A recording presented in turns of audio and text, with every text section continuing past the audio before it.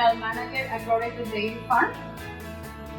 And we are talking about the ColoQuick units that we are using. Here we have two, a pasteurizer and thaw and a thaw.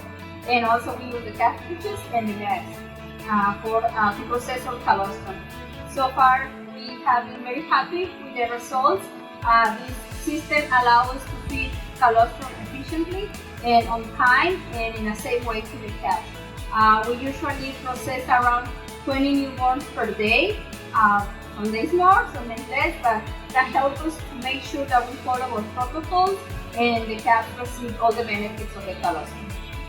We milk around 3,300 cows per day, and also with the unit we have a consistent temperature. We look for 105 Fahrenheit when we feed to the calves, so that helps a lot, especially because we face different changes in the temperature, so it doesn't matter if it's winter or if it's summer, we always provide colostrum at 105 thanks to the units.